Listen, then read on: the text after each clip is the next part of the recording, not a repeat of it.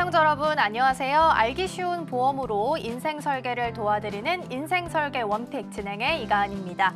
100세 시대를 위한 선택, 살다 보면 겪게 되는 크고 작은 일들을 위한 보험에 대해서 쉽게 알려드리겠습니다. 오늘 인생 설계 원픽과 함께 하시면서 하루하루를 현명하게 설계해 나가셨으면 좋겠습니다. 인생 설계 원픽은 유튜브 서울경제TV 검색한 후에 아래에 나오는 방법을 통해서 실시간 스트리밍으로 함께 하실 수 있습니다.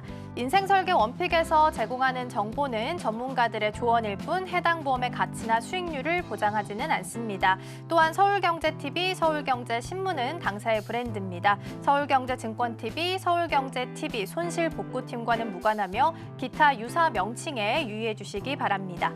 자, 그럼 인생 설계 원픽 본격적으로 시작해 보도록 하겠습니다. 오늘도 여러분의 인생 설계를 도와드릴 세 분의 전문가 모셨습니다. 전문가님 안녕하세요.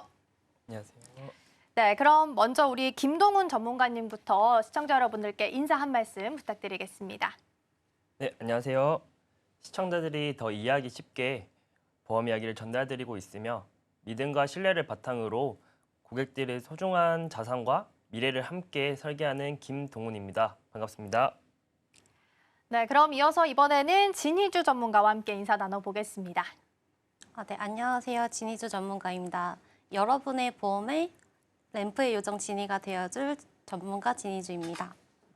네, 반갑습니다. 이어서 우리 진민재 전문가님과도 인사 말씀 나눠보겠습니다. 네, 안녕하세요. 앵커님 혹시 미스터 네. 트롯 장민호님 알고 계신가요? 너무 잘 알죠? 네. 네. 트로트계에 장민호가 있다면 보험계에 진민재가 있다. 장민호 닮은 전문가 진민재 전문가입니다. 네, 세 분의 멋진 전문가님과 함께 출발해 보도록 하겠습니다. 자, 그럼 먼저 오늘의 첫 번째 주제 화면을 통해서 만나보시죠.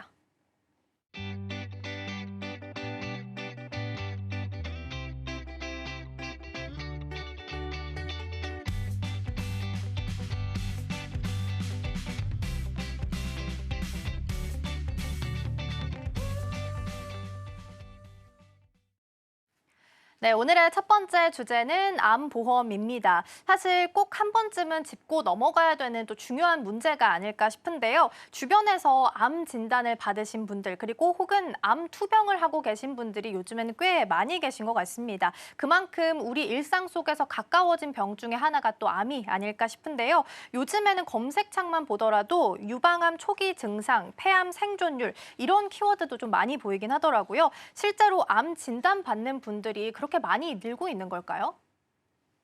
네, 요즘 암에 제가 오늘 설명드릴 김동훈이고 그다음에 요즘 암에 걸리는 사람들이 많이 있습니다. 왜냐하면 한국인의 사망 원인 1위가 암인데요. 암은 그만큼 생각보다 흔한 질병입니다. 화면을 보시다시피 통계적으로 평균 수명까지 살았을 때 남자 5명 중 3명, 여성 3명 중 1명이 암에 걸린다고 하는데요.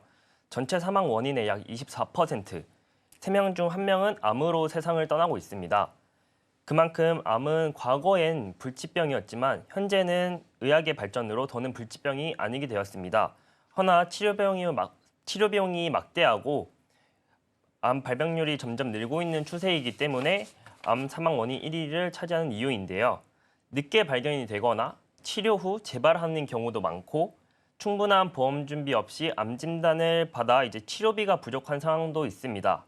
또한 고령이거나 체력이 약해 항암 치료를 제대로 견디지 못하는 경우도 많이 있습니다. 네, 전체 사망 원인의 24%, 그러니까 3명 중에 1명은 암으로 세상을 떠나고 있다라고 말씀을 좀 주셨는데요. 그럼에도 불구하고 실제로 미리부터 암 보험을 준비하거나 혹은 건강검진을 좀 뒤늦게 하는 경우도 많이 있죠. 네, 맞습니다. 매년 나라에서 시행하는 국가건강검진, 그리고 회사에서 시행하는 건강검진, 또는 매년 스스로 찾아서 하는 건강검진을 통해서 예전에 비해서 건강검진 받는 횟수가 훨씬 더 많이 늘었지만 현대인들의 불규칙한 식습관과 스트레스로 인해 암 발병률은 반대로 더욱 높아졌습니다. 암은 조기 발견만 돼도 생존율이 높은 질병입니다. 그러니까요. 스트레스가 만병의 근원이라고 하는데 암에서도 또 빼놓을 수가 없는 부분인 것 같습니다. 스트레스로 인한 암 발병률이 꽤나 많이 늘고 있다라고 하고요. 그렇기 때문에 그만큼 건강 검진도 꼭 필수로 받으셔야 될 것 같다라는 생각도 듭니다. 그런데 여기서 궁금한 점은 암에 걸리고 나서 생존할 확률이 어느 정도 되는지도 좀 궁금하거든요. 위 그림을 보시면 이제 생존율이 꾸준히 높아지고 있는 걸 보실 수 있습니다. 대표적으로 유명한 연예인 사례를 몇 가지 말씀드려볼까 하는데요. 그 전에 연예인들은 회사 차원에서도 꾸준한 관리를 받고 운동을 함에도 불구하고 암 진단 받으시는 분들이 많다는 것은 그만큼 우리에게도 가까운 질병이라고 생각할 수 있겠습니다. 바로 사례를 말씀드리면 첫 번째로 개그우먼 이성민은 2013년도 유방암 진단을 받고 12차례에 가까운 수술을 이제 받고 긴 투병 생활을 이어갔습니다. 현재는 완치 판정을 이제 받은 것으로 이제 알려져 있지만 투병 당시 그녀는 너무 힘들고 깊은 우울감을 토로하기도 했고 삶에 재미가 없다 그런 말씀들도 많이 했습니다. 완치 후 이성민은 유방암 환자들을 위한 힐링 프로그램에 참여하여 자신의 경험을 나누고 희망의 메시지를 전달하는 등 활발한 활동을 이어가고 있습니다. 그리고 두 번째로 가수 윤도현. 윤도현은 2021년 건강검진을 통해 희귀혈액암인 위말트 림프종 진단을 받았습니다. 약 3년간 투병 끝에 2023년 8월 달에 완치 판정을 받았으나 이 윤도현님은 SNS를 통해 암세포보다 더 부정적인 마음이 더 위험하다며 긍정적인 마음으로 치료에 임할 것을 당부했습니다. 이들의 이야기를 통해 사람들에 대해 암에 대한 인식을 높이고 건강검진을 통해 조기 발견의 중요성을 높이는 데 큰 역할과 사람들의 경각심을 일으키며 예방의 중요성을 다시 한번 강조했습니다. 네, 유명한 연예인들도 이렇게 암 진단을 받았다고 하니까 그 위험성이 좀 더 피부로 다가오는 게 아닐까 싶습니다. 그런데 요즘에는 암이 이렇게 젊은 사람들한테서도 많이 발생한다고 하던데 이 부분도 맞는 말인가요? 네, 맞습니다. 과거에는 5, 60대 분들에서 주로 많이 발생했지만 최근에는 20, 30대 사이에서도 암 발병률이 증가하는 추세입니다. 최근 배우 김우빈 씨 같은 경우에도 2017년 5월에 코와 목 사이 부위인 비인도에 발생하는 희귀암인 비인도암을 진단받았습니다. 이후 모든 활동을 중단하고 치료에 전념한 결과 2019년도에 완치 판정을 받고 방송에 복귀하였습니다. 이렇듯 과거보다 건강검진을 젊은 나이부터 받는 인구가 많아지면서 조기에 암이 발견되는 경우가 늘어났습니다. 네, 한편으로는 너무 다행이다라는 생각도 들어요. 미리부터 발견을 하는 게 참 좋은 거니까요. 젊은 나이부터 건강검진에 대해서 상용화가 좀 되면서 조기 발견 사례가 증가하고 있다라는 부분 짚어봤습니다. 그러면 이제 암을 만약에 진단을 받았다라고 하면 그 이후의 치료도 굉장히 중요할 텐데 어떤 치료 방법들이 좀 있을까요? 예, 암 치료에는 아무래도 이제 예기치 않게 큰 비용이 발생할 수 있으므로 사전 대비가 매우 중요하게 됩니다. 암 치료의 암의 종류, 환자의 전신 상태, 병기 등에 따라서 다양한 방법으로 치료 방법이 선택되기도 하기 때문에 제가 오늘은 암 치료에 대해서 몇 가지 소개를 해드리도록 하겠습니다. 첫 번째, 수술요법으로 암 조직을 물리적으로 제조하는 방법입니다. 조기 발견된 암이나 국소화된 암에 효과적이며 특징으로는 내시경, 로봇 수술, 최소 침습 수술이 도입되어 회복 기간이 단축되고 기능이 향상되었습니다. 두 번째, 항암 화학요법이 있습니다.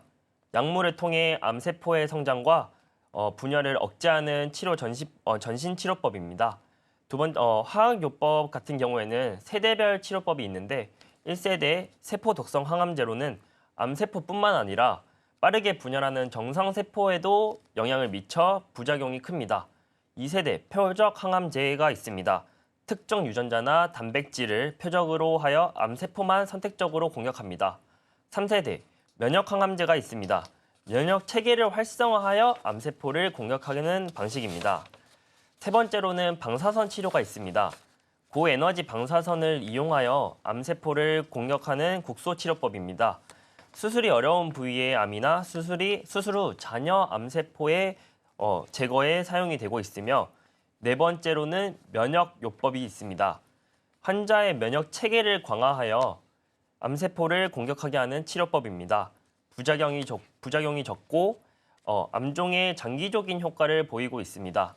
다섯 번째로는 호르몬 요법이 있습니다. 호르몬의 작용을 차단하거나 제거하여 호르몬에 의존하는 암세포의 성장을 억제하게 됩니다. 유방암, 전립선암 등 호르몬 의존성 암에 사용이 되며 여섯 번째로는 중입자 치료가 있습니다. 중입자선을 이용하여 암세포를 정밀하게 파괴하는 방사선 치료법입니다. 특징으로는 정상 조직에 대한 손상이 적고 치료 횟수가 적어 환자의 편의성이 높습니다. 치료 방법을 선택할 시 고려할 사항들이 있으신데요.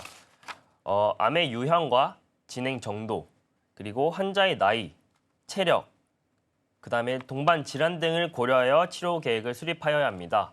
그리고 또한 치료 목적이 완치를 목표로 하는 근치적 치료인지 또는 증상 완화를 위한 완화적 치료인지에 따라 접근법이 달라지게 됩니다. 암 치료는 이렇게 말씀드린 것처럼 여러 치료법이 있으며 환자의 상태나 또는 암의 특성에 따라 최적의 치료법이 달라지게 됩니다. 정확한 진단과 전문의와의 상담을 통해 개인에 맞는 치료법을 수립하는 것이 가장 중요합니다. 네, 총 6가지 정도의 치료 방법에 대해서 살펴봤습니다. 그러나 무엇보다 중요한 건 암의 특성에 맞춰서 최적의 치료법을 결정하는 게 아닐까 싶고요. 암 진단 치료도 굉장히 중요하지만 가장 베스트는 사실 예방하는 게 아닐까 싶어요. 그래서 어떻게 하면 암을 미리 예방할 수 있을지도 짚어주시면 좋을 것 같거든요. 네, 암은 100%는 예방할 수는 없지만 생활 습관을 바꾸는 것만으로도 최대 50%까지는 예방이 가능하다고 알려져 있습니다. 그래서 제가 암 예방에 도움이 되는 생활 습관 5가지를 알려드리도록 하겠습니다. 첫 번째, 균형 잡힌 식단. 발암물질이 많이 첨가된 가공식품, 고기를 줄이면서 채소나 채식 위주의 식단을 잡게 되는 것을 권장드리게 됩니다. 두 번째, 규칙적인 운동. 운동은 면역력을 강화시키고 호르몬을 조절하기에 주 3회 이상 30분 이상 운동하는 것을 권장드립니다. 세 번째, 금연과 절주.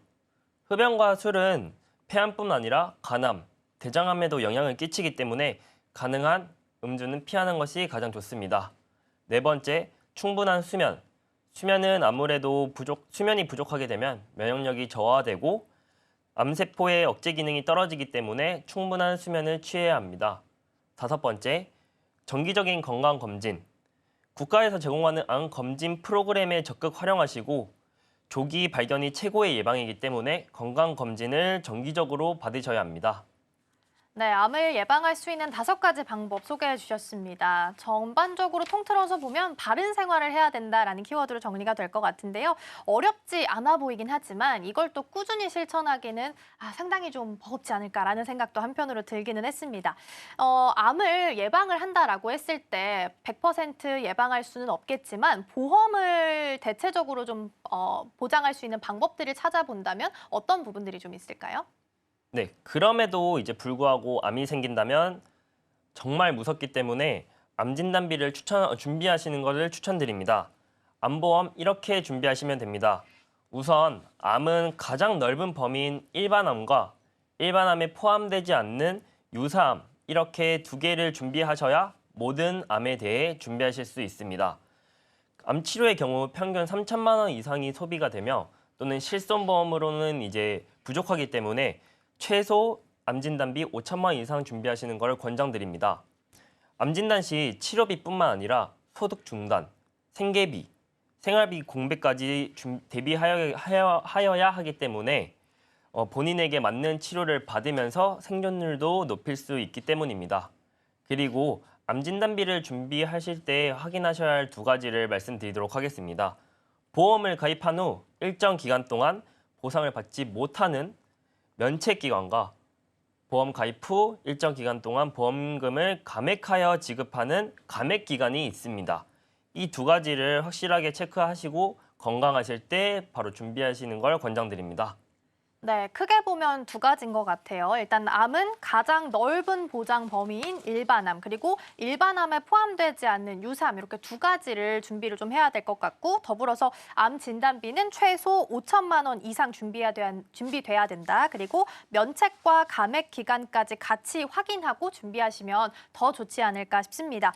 전문가님이 말씀해 주신 대로 준비만 한다면 걱정은 좀 없을 것 같기는 해요. 네, 그쵸. 아무래도 보험은 불확실성을 오늘의 확실한 준비로 바꾸는 가장 현실적인 도구이기 때문에 나를 위한 선택이 아닌 가족을 위한 책임감, 예상치 못한 질병과 사고에 대비하여 미리 준비하셔야 하고 보험은 경제적 충격을 최소화해주는 방파제 역할을 하기 때문에 건강할 때 미리 준비하셔야 합니다. 네, 오늘 이야기 굉장히 유익한 시간이 아니었을까 싶습니다. 끝으로 우리 방송 보시는 시청자분들께 한 말씀 부탁드릴게요. 네, 저도 오늘 덕분에 시청자분들께 유익한 정보를 드릴 수 있어서 정말 좋았던 시간이었습니다. 암은 우리 모두에게 닥칠 수 있는 병입니다. 하지만 조기에 준비하고 예방하면 충분히 대응 가능한 병이기도 합니다. 보험은 필요할 때가 아니라 가능할 때 준비하는 것입니다. 건강할 때 준비하는 사람만이 보험 혜택을 누릴 수 있습니다. 오늘 이 방송을 들으신 분들이 내 보험도 제대로 되어 있는지 확인해봐야겠다 라는 생각을 하신다면 저는 그걸로 충분히 의미 있는 시간이었다고 생각합니다. 감사합니다. 네, 건강은 미룰 수 없다. 지금이 바로 점검할 때다라고 강조를 해주셨습니다. 오늘 소개해드린 정보는 여러분의 투자 판단을 위한 조언이라는 점 명심하시기 바라겠습니다. 자, 그럼 암보험과 관련된 내용 다시 한번 화면을 통해서 정리해 보도록 하겠습니다.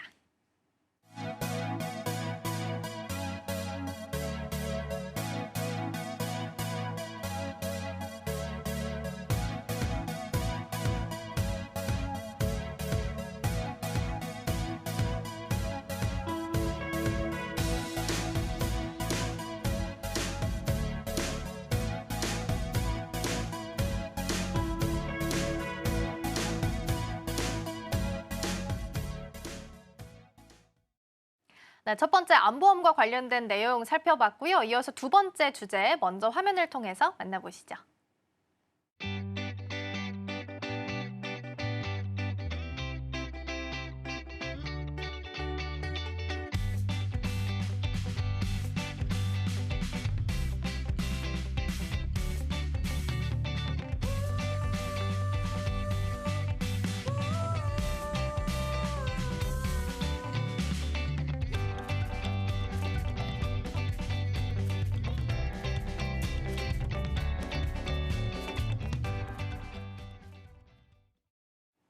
네, 이어서 두 번째 주제 만나보겠습니다. 수술비 보험이고요. 우리 진희주 전문가님과 함께 이야기 나눠보겠습니다. 사실 요즘에 병원비가 만만치 않다라는 이야기 많이들 들어보셨을 것 같아요. 로봇 수술도 그렇고 내시경 같은 고비용 그리고 비관열 수술이 좀 많아지게 되면서 보험 보장의 필요성이 더 높아지고 있습니다.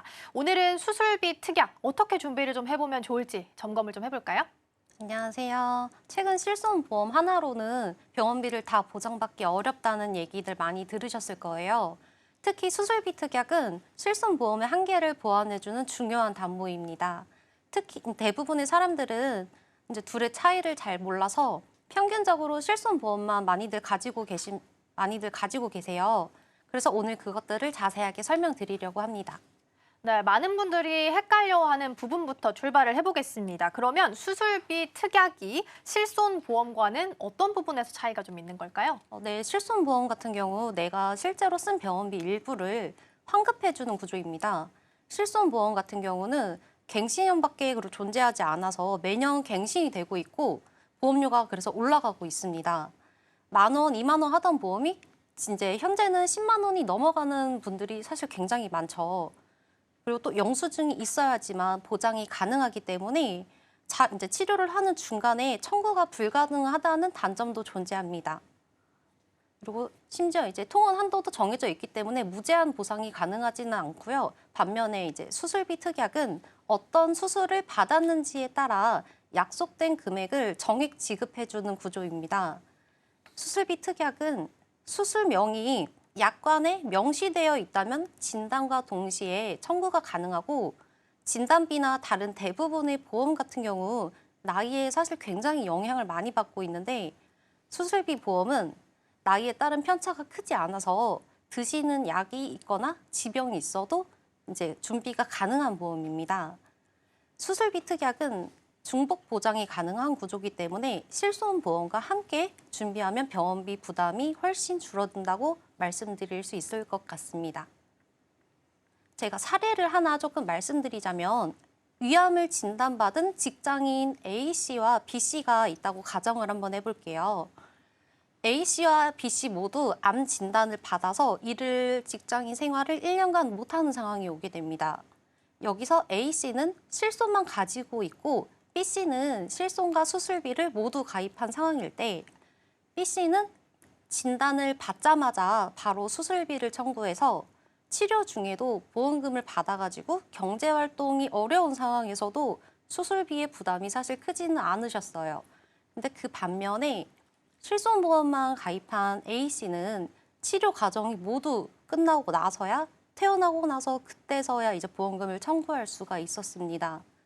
이런 두 직장인 A씨와 B씨의 사례를 보면 실손보험만 가지고 있었을 때와 실손과 수술비 보험을 모두 가지고 있었을 때의 차이는 천차만별이라고 할 수 있겠습니다.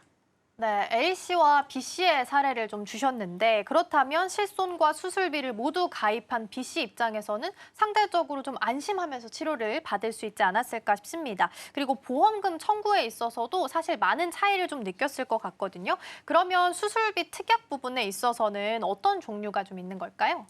네, 대표적으로 세 가지의 수술비 특약이 존재합니다. 첫 번째로 질병수술비와 상해수술비가 있습니다. 질병수술비, 상해수술비는 대부분의 수술을 포괄적으로 보장을 하고 있고요. 가장 기본이자 핵심적인 수술비라고 생각해 주시면 됩니다. 두 번째로는 종수술비가 있습니다. 수술 종류를 굉장히 세분화해서 정해진 급수에 따라서 보장을 하고 있는데 질병 상해수술비보다 보장 범위는 좁지만 급수별 금액이 굉장히 크고 보장 금액이 많고요. 세 번째로 엔대 수술비라고 뇌, 심장, 척추 등 이제 자주 발생하는 질병을 중심으로 구성된 특약이에요. 앞서 말한 첫 번째랑 두 번째 특약을 중심적으로 해서 준비를 하되 담보를 조금 보완하는 역할을 해주고 있습니다. 네, 수술비 특약에 대해서 세 가지 정도 설명을 좀 주셨는데 근데 나는 잘 모르겠다 하시는 분들이라면 이 세 가지를 그냥 다 통틀어서 넣으면 되는 거예요? 물론 전부 다 준비할 수 있다면 너무너무 좋은데 사실 중요한 건 내게 맞는 보장 범위를 설정하는 건데요. 예를 들어서 가족력이나 기존 병력이 있다면 이에 맞는 특약을 우선 준비하는, 보완하는 식으로 위험률을 기준으로 준비를 하셔야 되고요. 만약에 저라면은 1순위와 2순위를 가장 먼저 챙길 것 같아요. 모두 우리가 살아가면서 발생할 위험으로 인한 그런 수술을 보장받을 수 있는 내용들에 해당되기 때문에 전 보장 범위가 최대한 넓은 것으로 가성비 있게 준비를 할 것 같습니다. 사례를 하나 들어서 용종 절제술을 하면 보통 건강검진으로 내시경을 할 때 많이들 하잖아요. 수면 내시경으로 용종 제거를 할 경우 평균적으로 수면 비용 5만 원이 발생하고 검진 비용 플러스 10만 원, 15만 원 정도가 이제 추가적으로 발생이 되는데 그럴 경우에 만약 수술비와 종 수술비를 만약 두 개를 같이 가입을 하셨다라고 하면 보통 수술비 30만 원에 2종에서 50만 원 해서 총 80만 원까지 청구가 가능하게 됩니다. 그래서 저라면 우선적으로 1순위와 2순위를 먼저 가입을 할 것 같아요. 왜냐하면 내가 그거에 가장 많이 보장받을 수 있기 때문이죠.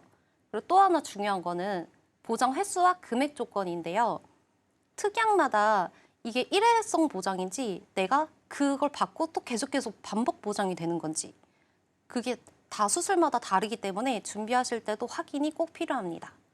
네, 전문가의 조언에 따르면 1순위와 2순위를 무조건 먼저 챙기겠다라는 조언 주셨으니까 이 부분 참고해 보시면 좋겠고요. 근데 수술 후에 보장을 못 받는 경우도 있다던데 이건 어떤 거예요? 맞습니다. 같은 수술이라도 질병 코드나 수술 코드가 다르면 보장을 못 받을 수도 있는데요. 이분 같은 경우 제가 사례를 하나 조금 보여드리자면 위용종 절제술을 받으신 분이 계신데 진료 확인서를 보면 위험이라고 나와 있어요. 그래서 보장을 사실 받지는 못하셨는데 이처럼 보험사가 약관에 명시한 코드가 절대 아니라면 보장 대상이 아닐 수가 있습니다. 보험 청구는 결국 의료 문서와 약관 해석의 싸움이라고도 할 수가 있어요.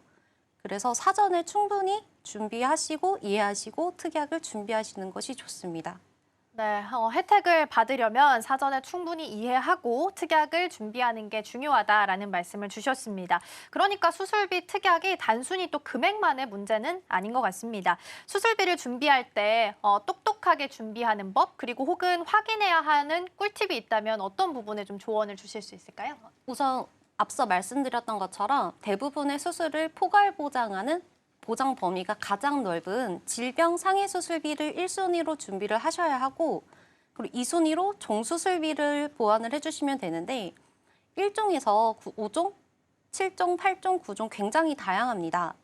1에서 7, 8, 9종 같은 경우 이렇게 숫자가 올라가는 수술비는 1호종 수술비와는 다르게 비급여 수술은 보장을 하지 않는다는 그런 치명적인 단점이 존재합니다. 그래서 급여와 비급여가 모두 보장이 되는 1호종 수술비로 준비를 하셔야 되고, 앞에 두 가지를 더 보완을 하시고 싶다라고 한다면 3순위인 엔대 수술비를 채워줍니다. 엔대 수술비 같은 경우 회사나 상품별로 82대 수술비, 112대 수술비, 119대 수술비 이처럼 다양하게 구성되어 있는데 말 그대로 N개의 특정된 질병에 대한 수술을 보장한다는 내용이거든요. 여기서 중요한 것은 보장되는 숫자가 크다고 다 좋은 것은 아닙니다. N대 수술비는 질병 분류 코드에 따라 보험금이 지급되기 때문에 수술 위험도가 높은 질환에 대해서는 지급 보험금이 굉장히 많거든요. 그런데 수술 종류에 따라 지급되는 종수술비에 비해서 상대적으로 굉장히 적은 보험금을 받게 될 수가 있습니다. 그래서 1순위와 2순위를 모두 다 준비를 하시고 보완하는 느낌으로 3순위를 챙기셔야 되는 겁니다. 수술비는 특약 이름이 같은 수술비라도 보장 범위나 지급 조건, 반복 여부는 모두 다르기 때문에 잘 준비해서 확인해서 잘 준비해 주시면 좋겠습니다. 네, 정리를 좀 해보면 대부분의 수술을 포괄해서 보장하는 보장 범위가 가장 넓은 질병 상해 수술비를 1순위로 준비를 해주셔야 되고 2순위로는 종수술비로 보완을 해주시면 되겠다라는 말씀 주셨습니다. 오늘 소개해드린 정보는 시청자 여러분의 투자 판단을 위한 조언이라는 점 참고해 주시면 좋겠습니다. 자, 그럼 방금 나왔던 수술비 보험과 관련된 내용 먼저 화면을 통해서 정리해 보겠습니다.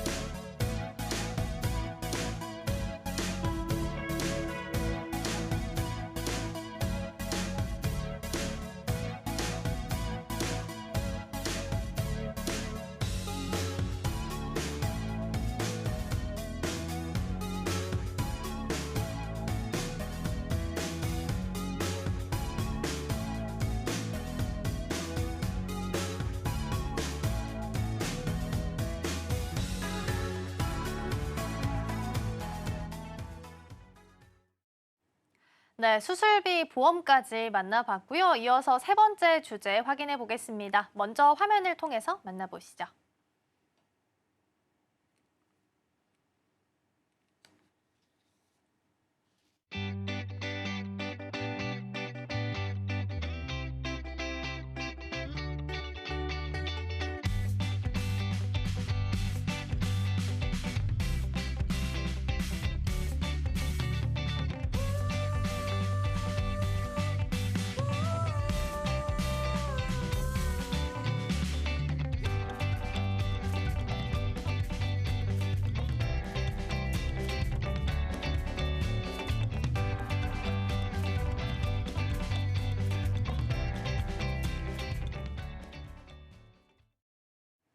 네, 세 번째 주제는 보험 보장 분석 만나보겠습니다. 장민호 닮은 우리 전문가님이라고 네. 소개해 주셨으니까 만나보겠습니다. 오늘 일단 주제가 보험 보장 분석이에요. 어떤 이유 때문에 이 주제를 선정해 주셨을까요? 네, 보험은 단순히 가입만 했다고 끝나는 상품이 아닙니다. 저는 보험을 보통 집에 비유를 많이 하는데요. 집을 지을 때 설계도 없이 짓는 사람은 없잖아요. 보험도 마찬가지입니다. 내가 어떤 상황에서 어떤 보장을 받을 수 있는지, 즉 보험의 구조를 이해를 하고 있어야 실질적인 도움이 됩니다. 많은 분들이 보험을 여러 건 가입을 해두고 정작 보장을 받고 있는지 정확히 모르십니다. 가입은 했지만 약관은 안 읽어봤고 특약 구성도 잘 모르세요. 그래서 보험은 가입 후에도 정기적인 점검이 꼭 필요합니다. 맞아요. 가입할 때 사인은 해도 그 위에 있는 내용들 세세하게 잘 안 읽어보는 경우가 많아서 꼭 필요한 것 같긴 해요. 보험 점검이 중요하다라는 건 알겠는데 만약에 실제로 점검이 잘 안 되어 있다라고 한다면 어떤 문제가 좀 생길 수 있을까요? 네. 대표적인 예로 암에 대해서 제가 말씀드리겠습니다. 일반적으로 암이라고 하면 모두 다 같다고 이제 생각을 하시지만 보험약관에서는 암을 여러 종류로 구분을 합니다. 예를 들어 갑상선암의 경우 보험약관에서 유사암으로 이제 분류가 되는데 일반암 진단금을 기대를 했는데 실제로는 다른 분류의 진단금을 받게 될 수 있다는 겁니다. 네, 이런 차이를 미리 알고 계시는 것이 중요한데요. 쉽게 예를 하나 더 들어보면은 뇌출혈 특약만 가입했는데 실제로는 뇌경색 진단을 받은 경우 보험금이 전혀 나오지 않았던 사례가 있습니다. 네, 왜 그런 일이 생길까요? 우리 뇌 안에 있는 혈관을 수도관이라고 생각하시면 되는데요. 물을 보내는 관이기도 하죠. 네, 그런데 이 수도관에 문제가 생기면 두 가지 일이 일어날 수 있습니다. 첫 번째는 관이 막혀서 물이 안 흐르는 경우, 이게 바로 뇌경색입니다. 혈관이 딱딱하게 굳거나 피떡이 생겨서 피가 지나가지 못하는 건데요. 두 번째는 물이 너무 세게 흘러서 관이 터져버리는 경우, 이거는 다들 아시다시피 뇌출혈입니다. 네, 혈관이 버티지 못하고 터지면서 뇌 안에 피가 퍼지는 거예요. 그런데 문제는 보험에서는 이 두 가지를 전혀 다른 질병으로 봅니다. 네, 뇌출혈만 보장되는 특약은 뇌경색처럼 혈관이 막히는 상황은 보장이 되지 않습니다. 그래서 실제로는 뇌경색 환자가 더 많은데도 불구하고 출혈만 보장되는 보험을 가입해둔 분들은 가장 흔한 뇌질환에서 보험금을 받지 못하는 상황이 생기곤 하고 있습니다. 네, 보험을 믿고 가입을 했는데 막상 진단받고 나서 보장을 못 받는다면 너무 속상할 것 같기는 해요. 그래서 스스로 소비자들이 보장 내용을 좀 확인해 볼 수 있는 방법은 없을까 궁금하기도 하거든요. 네, 있습니다. 우선 보험증권을 통해 내가 가입한 주계약과 특약이 무엇인지 확인을 하셔야 되고요. 요즘은 대부분의 보험사가 모바일 앱과 고객센터를 통해 보장 내역과 납입 현황을 쉽게 조회할 수 있도록 해두고 있습니다. 네, 다만 보장 조건이나 약관 용어가 익숙하지 않다면 고객센터나 전문가에게 문의해 보시는 것도 좋은 방법이기도 합니다. 그런데 그러면 지금 말씀해 주신 것만 들어보면 보험 증권을 확인하면 되는 것 같거든요. 그럼 그것만 확인하면 점검이 끝나는 거예요? 네, 이제 시작입니다. 보험 점검은 네 가지를 기준으로 중심을 살펴봐야 되는데요. 첫 번째는 보장 범위입니다. 암, 뇌, 심장 같은 주요 질병에 대해 정말 충분한 진단금이 보장되고는 있는지를 먼저 확인을 하셔야 되고요. 유사암만 가입된 건 아닌지도 꼭 확인해 보셔야 됩니다. 두 번째는 보장기간, 즉 특약 만료 시점입니다. 여기서 많은 분들이 납입기간과 보장 만료일을 혼동을 하시는데요. 납입이 끝났다고 해서 보장이 끝까지 유지된다고 이제 생각을 많이들 하시는데 실제로는 특약별로 보장이 종료되는 나이가 다릅니다. 근데 저도 그런 줄 알긴 했어요. 한번 가입을 하고 납입을 완료하면 그냥 평생 보장되는 거 아니에요? 네, 많은 분들이 그렇게 많이들 생각을 하시는데요. 나는 이제 20년 동안 보험료를 이제 다 냈으니까 이제 평생 보장받는 거 아니야? 라고 이제 말씀을 많이 하시는데 꼭 그런 것만은 아닙니다. 보험은 보험료를 내는 기간과 이제 보장을 받는 기간이 다를 수 있기 때문인데요. 예를 제가 하나 더 들어보자면 저희가 휴대폰 요금제를 생각을 해보시면 2년 약정 요금제를 다 냈다고 해가지고 저희가 평생 인터넷이 무료가 아니잖아요. 보험도 비슷합니다. 이제 제가 첨부된 화면을 같이 보시면 20년 납 60세 만기, 20년 납 80세 만기, 20년 납 100세 만기. 이제 각기 만기 시점이 다르시는 게 이제 보이실 겁니다. 이걸 쉽게 말하면 20년 동안 보험료는 똑같이 내지만 언제까지 보장을 받느냐, 이 만기 나이에 따라 다르다는 뜻인데요. 즉 똑같이 20년 동안 보험료를 냈더라도 어떤 사람은 60세까지만 보장을 받고 어떤 사람은 80세까지만 보장을 받고 어떤 사람은 100세까지 또 어떤 사람은 이렇게 100세까지 보장을 받게 되는 건데요. 그래서 보장 만기 시점이 몇 세로 설정이 되어 있는지 보험 증권에서 꼭 확인해 보셔야 됩니다. 이걸 확인하시면 내가 언제까지 보장을 받을 수 있는지 알 수 있게 될 겁니다. 네, 납보다는 몇 세 만기인지가 더 중요하다라는 말씀 주셨습니다. 그렇기 때문에 꼭 증권을 확인해야 될 것 같고요. 그러면 다른 유의할 점을 살펴본다면 어떤 부분들이 있을까요? 네. 그리고 세 번째는 중복 보장 여부입니다. 실손보험처럼 실제 발생한 비용만 보상하는 담보는 여러 개 가입을 해봤자 보장 한도가 늘어나진 않아요. 불필요한 중복 특약은 정리할 필요가 있습니다.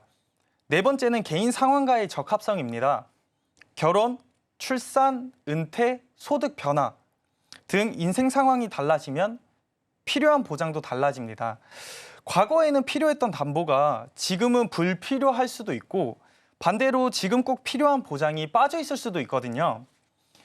네, 그래서 확실하게 또 중복 특약은 정리가 한번 좀 필요하지 않을까 싶긴 합니다. 대부분 이제 보험을 준비하고 나면 다 됐다, 끝이라고 생각할 것 같긴 하거든요. 맞을까요? 네, 맞습니다. 보험에 대한 오해 중 하나가 일단 가입하면 평생 안 바꿔도 된다는 건데요. 실제로는 내 삶이 바뀌면 보험도 같이 조정돼야 됩니다. 그렇게 보면 보험이 더 어려운 것 같아요. 정답이 없는 것 같다는 생각도 좀 들거든요. 네, 맞습니다. 보험은 각자 처한 환경이 다르기 때문에 정답은 없습니다. 하지만 보험은 정답은 없어도 오답은 있습니다. 예를 들어 보장 범위가 아무리 훌륭해도 그건 이제 그 보험료가 지속적으로 부담돼서 유지를 할 수 없게 된다면 그건 나에게 좋은 보험이라고 할 수는 없습니다. 그래서 보험은 마치 시험처럼 내 보장 상태를 스스로 이제 채점을 해보시고 부족한 부분은 오답 노트처럼 정리해 두는 습관이 꼭 필요합니다. 네, 보험에 정답은 없어도 오답은 분명히 있다라는 게 굉장히 중요한 포인트가 아닐까 싶습니다. 그러면 오늘 보고 계시는 우리 시청자분들께서 스스로 좀 점검할 수 있는 포인트들 제시를 해준다면 어떤 부분들이 있을까요? 네, 이제 여러분들이 직접 확인해 보실 수 있는 보험 셀프 체크리스트인데요. 이 항목들을 하나씩 이제 읽어 보시면 내가 해당되는지 아닌지를 이걸 같이 보시면서 체크를 해보시면 됩니다. 먼저 이 항목은 정말 중요한데요.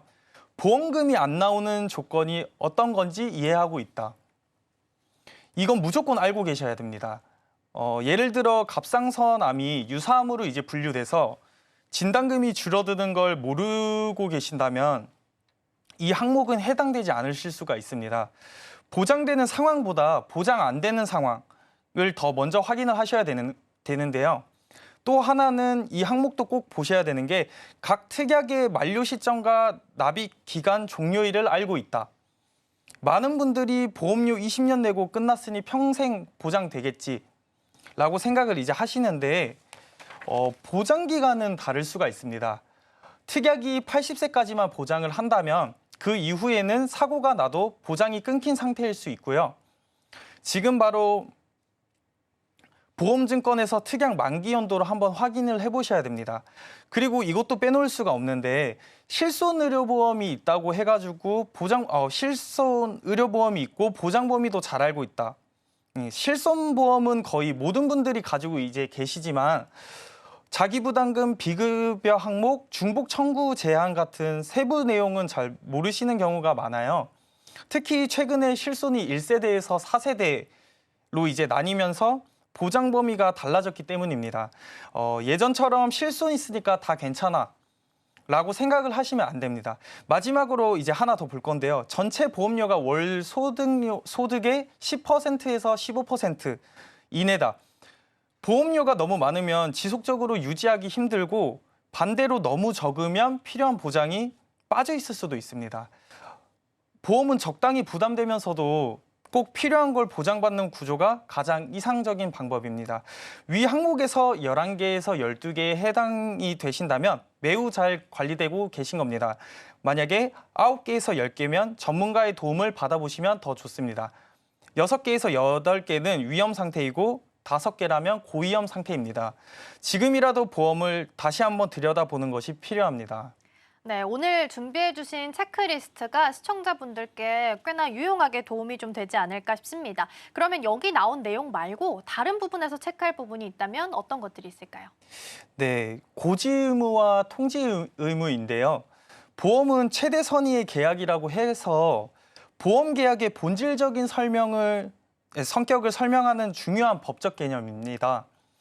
서로가 정직해야 한다는 전제가 있는데요. 고지 의무는 이제 다들 아시다시피 가입하실 때 자신의 건강 상태나 과거 병력을 정확히 알리는 의무이고요.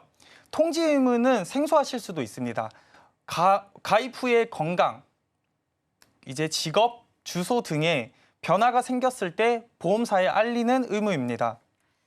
보험사에 알려야 한다는 건 알지만 사실 건강이 나빠졌다고 알리면 오히려 불이익을 받지 않을까? 이런 걱정도 좀 되실 것 같거든요. 괜찮은 거예요?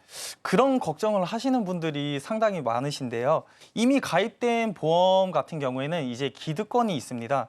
기득권이 이제 보장이 돼서 건강이 나빠지거나 나빠졌다고 해서 보험료가 오르거나 보장이 취소되지는 않습니다. 오히려 솔직하게 고지를 하면 보험금 지급이 거절되는 리스크를 줄이실 수 있으실 겁니다. 근데 요즘에 이제 보험을 가입할 때 갱신형이란 말을 생각보다 좀 자주 듣게 되는 것 같거든요. 이게 정확하게 어떤 구조고 또 소비자 입장에서 주의할 점이 있다면 어떤 부분들이 좀 있을까요? 네, 갱신형 보험은 처음엔 보험료가 저렴하지만 정해진 갱신 주기마다 보험료가 크게 오르는 구조입니다. 그런데 더 중요한 건 많은 분들이 갱신 시 보장 내용은 그대로 이제 유지된다고 오해를 하고 계신다는 점인데요. 하지만 그건 사실이 아닙니다. 갱신 시에는 보험사에서 건강 상태를 다시 심사하기 때문에 특약 일부가 빠지게 되거나 보장 조건이 바뀌거나 보험료가 인상된 채로 갱신되는 경우가 굉장히 많습니다. 심지어 최근 1, 2년 사이에 입원이나 수술을 하셨다면 갱신이 거절되거나 부담보 조건이 붙으실 수도 있고요. 그래서 갱신형 보험을 선택할 땐 향후 보험료에 대한 인상 폭과 보장 조건, 유지 여부, 갱신 심사 기준 이 세 가지를 꼭 확인하고 가입하셔야 합니다.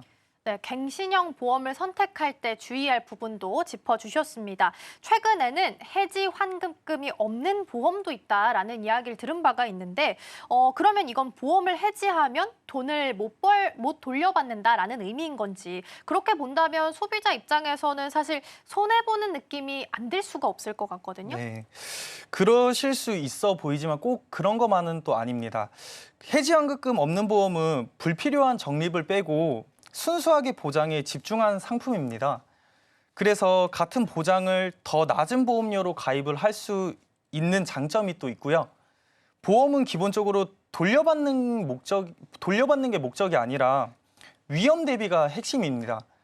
따라서 내가 해당 보장을 충분히 이해를 하고 중도 해지 계획이 없다면 순수 보장형이 오히려 합리적인 선택이 될 수 있습니다. 네, 해당 보장을 내가 만약에 충분히 이해를 하고 있다면 그리고 중도 해지 계획이 없다면 오히려 순수 보장형이 합리적인 선택이 될 수 있겠다라는 말씀을 주셨습니다.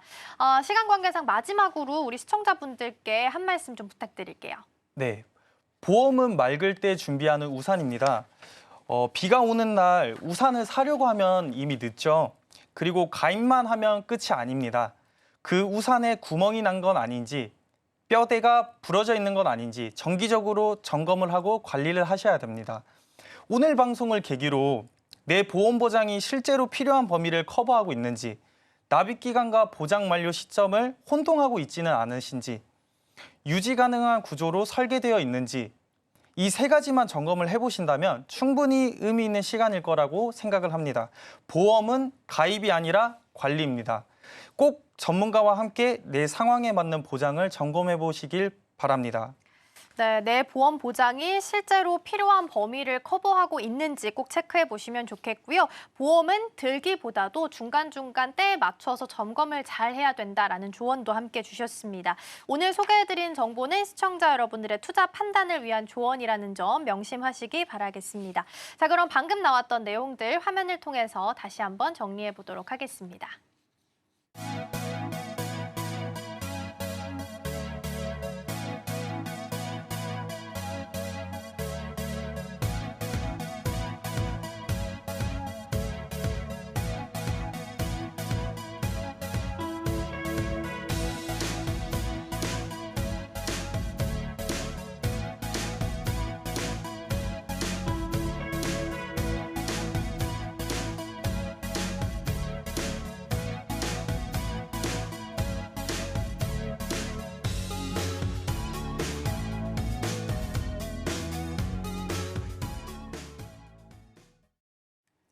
네, 인생설계 원픽에서 제공하는 정보는 전문가들의 조언일 뿐 해당 보험의 가치나 수익률을 보장하지는 않습니다. 오늘 방송은 서울경제TV 홈페이지에서 다시 보실 수 있습니다. 인생설계 원픽 저희가 준비한 소식은 오늘 여기까지입니다. 오늘도 시청해주신 여러분 고맙습니다.